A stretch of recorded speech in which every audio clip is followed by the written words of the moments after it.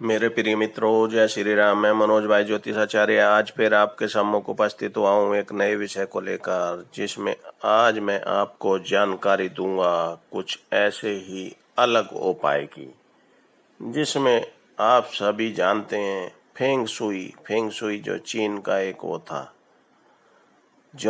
वास्तु दोष शास्त्री, उसके according feng shui के हिसाब से भी आपके घर में अगर कहीं वास्तु दोष है, कोई अन्य परेशानी है, कोई दिक्कत है, उनके अनुसार आपको जो लोग बताते हैं कि आपको मछलियां पालनी चाहिए, तो वो मैं आज आपको बताऊंगा कि कितनी मछलियां होनी चाहिए और कितनी मछलियों में कौन से रंग की होनी चाहिए, जिससे आपको शुभ प्रभाव पड़े, और किस दिशा में रखना चाहिए, कहाँ रखना चाहिए, कहाँ नहीं रखना चाहिए, वो सारी बातें मैं आज आपको बताऊंगा कि घर में अगर आप 9 मछलियां रखेंगे तो आपको घर में ना धन दौलत की और जो भी आपकी परेशानी है, लोकप्रियता भी बढ़ाने में कामयाबी देती है, रोजगार भी बना दिलाती है।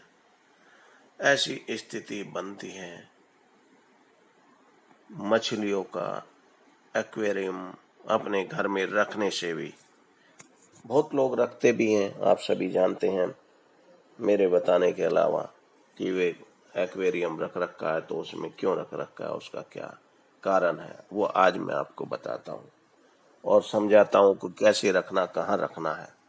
उससे पहले मैं आपसे कहना चाहता हूँ मेरे मित्रों, दोस्तों, जो लोग नए जुड़े हैं, कि आप मेरी वीडियो जब भी सुने तो शुरू से आखिर तक जरूर सुने, जिससे आपको पूर्ण जानकारी मिल सके और आप उसका पूर्ण रूप से लाभ उठा सकें। जो मैं उपाय तरीका बताता हूँ उन्हीं के अकॉर्डिंग आप करेंगे तो आपको निश्चित रूप से सफलता मिलेगी। साथ ही जिन भाइयों ने मेरे चैनल को सब्सक्राइब कर रखा, आप सभी जानते हैं मनोज भाई ज्योतिषाचार्य के नाम से जो मेरा चैनल है यूट्यूब पर, और जिन लोगों ने सब्सक्राइब कर रखा है उनके लिए बहुत बहुत धन्यवाद है। और जिन लोगों ने अभी सोच विचार कर रहे हैं, उन लोगों से मेरी रिक्वेस्ट है कि वो सब्सक्राइब और बेल आइकन जरूर दबाएं, जिससे आपको ही लाभ होगा, कोई नुकसान नहीं होगा मेरे चैनल के माध्यम से। इसलिए सब्सक्राइब करना न भूलें। अब मैं शुरू करता हूँ, आपको बताता हूँ कि आप घर में मछलियाँ पालेंगे तो कैसे करें, क्या करें। मेरे मित्रों, दोस्तों, आप घर में अगर एक्वेरियम रखना चाहते हैं तो आपको एक्वेरियम आपके ड्राइंग रूम में रखना चाहिए, और साथ ही उसकी दिशा कौन सी होनी चाहिए वो भी मैं बताता हूँ आपको। उत्तर दिशा में या पूर्व दिशा की तरफ भी आप उसको रख सकते हैं, और अगर आपको ऐसा होना असंभव हो घर के अकॉर्डिंग आपके, तो आप मेन गेट के बाएं साइड में भी रख सकते हैं। अब इसके अलावा मैं आपको बताता हूँ कि आपको कितनी मछली पालनी चाहिए उसमें और कैसे रंग की होंगी। तो मेरे मित्रों, दोस्तों, आपको 9 मछलियाँ लेनी है, जिनमें से 8 मछलियाँ वो काले रंग की होनी चाहिए और 1 मछली सुनहरे रंग की होनी चाहिए, जिससे वास्तु दोष भी खत्म हो जाता है और आपकी जो समस्या जिसके लिए आप वो एक्वेरियम रखना चाहते हैं वो भी आपके लिए लाभदायक होगा। हाँ, इसी के साथ में एक बात और मैं बताना चाहता हूँ, एक्वेरियम कभी भी आप बेडरूम में ना रखें। अगर आप बेडरूम में रखेंगे तो आपके लिए दिन प्रतिदिन वह अशुभता ही देगा और नित्य प्रतिदिन आपके लिए प्रॉब्लम ही खड़ी होंगी।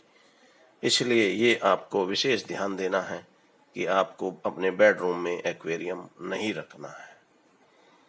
अगर आपने बेडरूम में एक्वेरियम रखा तो आप सभी के लिए मैंने जैसे अभी बताया भी है कि आप घर में कलह नेगेटिविटी का वातावरण बनना शुरू हो जाएगा, और आप पूर्व दिशा या उत्तर दिशा में ही एक्वेरियम रखें तो ज़्यादा बेस्ट होगा आपके लिए, जिससे आपको लाभ निश्चित रूप से मिलेगा। अब मेरे मित्रों दोस्तों, मैंने आज आपको जानकारी दी कि आपको एक्वेरियम कहाँ रखना है। मेरे विचार से आप लोगों को सभी बातें समझ में आ गई होंगी, क्योंकि एक्वेरियम रखने से घर में शुभता आती है और आपकी लोकप्रियता भी बढ़ती है। और मछलियों का जिमाना आप जानते ही हैं कितना बड़ा पुण्य का काम होता है। तो दोनों ही काम आपके उसी के माध्यम से हो जाते हैं और आप जीवन में नित्य प्रतिदिन तरक्की का वातावरण बनते हुए ऊंचाई पहुंचते हैं और आप धन दौलत की अपार संभावना आपके घर में बनती है। तो ऐसी स्थिति एक्वेरियम के माध्यम से, क्योंकि बहुत लोग एक्वेरियम रखते हैं पर उन्हें मालूम नहीं होता कि कितनी मछलियां रखनी है, कैसी मछली रंग होना चाहिए मछली का, किस दिशा में रखें। वो सारी बातें जो मैंने आज आपको बताई है, इनको अगर आप फॉलो करेंगे तो आपके घर में कभी भी दिक्कत परेशानी नहीं आएगी एक्वेरियम के माध्यम से। तो मेरे मित्रों दोस्तों, मैंने आज आपको जानकारी दी है घर में एक्वेरियम के लिए। मेरे विचार से आप लोगों को सारी बातें समझ में आ गई होंगी। फिर भी अगर किसी को कोई बात पूछनी हो, समझ में नहीं आई हो, तो आप सभी जानते हैं मनोज भाई ज्योतिष आचार्य के नाम से जो मेरा चैनल है यूट्यूब पर, उस पर लिख भेजें, जिससे आपको पूर्ण जानकारी मैं दूंगा। जो भी आपका क्वेश्चन होगा उसके बारे में बताऊंगा और आपकी समस्या का समाधान भी करूंगा।